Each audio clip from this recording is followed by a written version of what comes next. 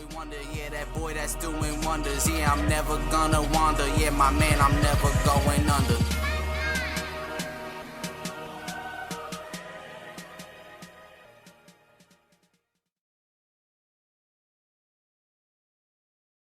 Hey, what's up, you guys? Welcome back to another episode of Gare Fitness. Right now, I'm currently in the middle of eating right now. I had a late start today just because I got off of work last night about 3 a.m. From the Martini Lounge. I'll show you guys actually what I'm eating right now. So the first thing I'm having this morning is oatmeal right here. I preference flavored oatmeal. I mean, I've done the typical Quakers or generic brand with just cinnamon or raisins in it, and personally, I don't really like it. So something I kind of treat myself with when I do my breakfast is with oatmeal.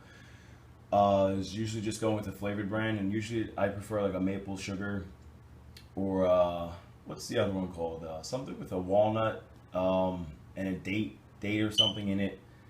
I do 3 packs a day. And I do a cup of milk, and I preference just these flavors, particularly because they're a little harder for me to I guess consume and to digest. So they fill me up a little more. They're slower carbohydrate, I guess, compared to my standard. What is the other flavors like apple and sugar, or peaches and cream, or the bananas and cream. I do eat those, but maple brown sugar, those are the ones I usually preference every day to eat. Next we have right here my typical dried mangoes. Publix is a supermarket down here in Florida that I usually go to. I usually do 2 of these a day. Usually do them in the gym, but today I took off from the gym just because I'm a little beat up, and I know training today is probably not going to be very beneficial. It's always good to just know when to go on and when to back off. Next over here is a really burnt pancake because my pancake making skills are horrible. This is a blueberry pancake right here. It's probably about, I don't know, 2-3 pancakes right here. I actually haven't even measured that out this morning. Just put whatever in a container, mix it up, and just put it on the stove and burn the hell out of that one. And 2 scoops of chocolate protein. I think this is like a chocolate mint flavored protein. So that is my jug of water. I always carry a gallon jug with me. I drink about 3 gallons a day. Any brand, I usually honestly don't really care. I don't carry bottled water because I run through about a case of 24 bottles of water in probably a day. So I always go with my jugs and just refill these up all the time. As you guys might have seen the books over here right now, I'm studying for my personal training degree certification, I should say. What am I thinking of? College right now. Can't wait to go back, honestly. This right here is the NCSF, the National Council on Strength and Fitness. A friend of mine actually lent me this book. So I'm just brushing up on some stuff over on this, and then probably going to take a practice exam, see if I actually need the updated book or not. And here's a nutrition guidebook. Another friend of mine actually gave this to me as well. Like I said in one of my earlier discussion videos, there's a lot of stuff in the nutrition aspect that I don't know. So I'm definitely going to be brushing up on that, and hopefully I will have some more videos on topics of just how food affects the human body, you know, chemically, physically, and yeah, anything in that aspect I'm going to be discussing. Like I said, if you guys have any questions, you guys can just let me know. If it's nutrition based, definitely you guys are going to have to wait on that one because right now I honestly do not know. I haven't even touched that book yet. Alright, so the reason I showed you guys my food and stuff I'm eating right now, just for the topic of today, is actually going to be on food consumption and how much you should be eating at once versus how much you shouldn't be eating at once. And by that I mean, are you going to do larger meals throughout the day? Or are you going to do smaller meals consistently throughout the day? And I guess to just speak a little bit more about my diet because I haven't gone too much into it. Like I mentioned before, my diet isn't perfect. There's a lot of things that I can improve on, but right now it's works for me. I was recently at about 6,000 calories a day. I have a very fast metabolism just due to being in track and swim season for a while and just being, I guess, you know, an ectomorph, you know, having just a fast metabolism just genetically. And I bumped it up to 6,500 a day. This week is actually the week I bumped it up. So I'm playing between 6,200 and 6,500. My macros and micros I'm not even going to go into right now. But that caloric intake is fairly high compared to what your usual person eats. So personally, I don't have the time to eat larger meals and then gap a few hours, I guess, backload your food, as some people would call it, and then do another larger meal, then, you know, space it out again for a few more hours into a larger meal. And that's what the typical person usually eats, is about 3 large meals a day, sometimes 4. And the problem with that is that a lot of people start binging on things that they shouldn't. But the first topic I'm going to get into about that is when you eat a larger meal like that, your body's going to start adjusting to that. Your body's going to start realizing that it's not going to be pulling any more fuel in for consistently over the next course of a few hours. So your body's going to actually start storing that, and it's going to be a fat reserve.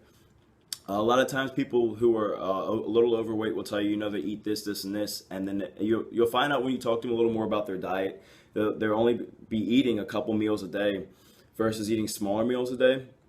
And when you are eating smaller meals a day, your metabolism has to consistently burn. Like your body's putting a lot more energy, I guess, enzymes, and just fuel power. Just I guess you should restate that. Your body is going to be in an active state. The metabolism is going to be running a lot faster when you're eating smaller meals, is because fuel is coming in consistently, and you guys can see I've had a rough morning. I actually have to get ready for work soon too. Your body's going to be burning stuff consistently, and when you're having large meals sit in you, your body knows that there's nothing going to be coming in for the next few hours, so it's going to have to start storing stuff as fat for like fuel reserves, and that's what it's going to start pulling from in those next few hours before that next meal comes in. Now the problem with that is people who usually do that eat too much in one sitting, and say you're eating a very large meal, like a very large breakfast,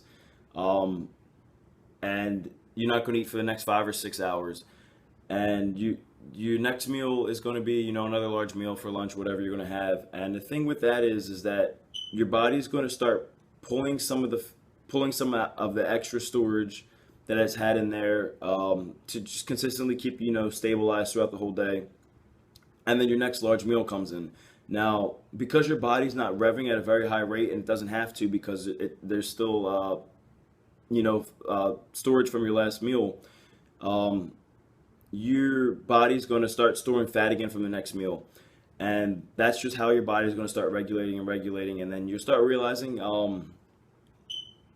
that you're going to start getting a little more bloated and start putting on a little more weight. I mean, personally, there's been times when I have actually tried that. I would try like a solid 3 or 4 meals a day, just because I talked to some of my friends about backloading my calories and carbs and all that stuff.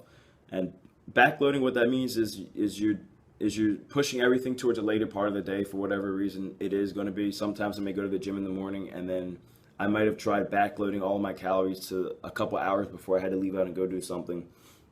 And you would notice yourself start bloating more and filling out more. You notice, personally, I felt myself at a loss of energy, just because I'm used to eating so much throughout the day that I don't have the time to eat a small meal, do what I need to, then eat a small meal, or a large meal, I should say, eat another large meal, and then do what I have to, because I've trained myself consistently over the past few years to eat smaller meals, so my stomach is used to eating smaller meals. My stomach fills up very fast.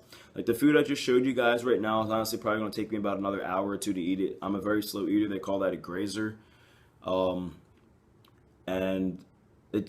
I get full very fast. Like this bowl of oatmeal here has been sitting here 2 hours maybe. I don't even remember. I'm losing track of time right now.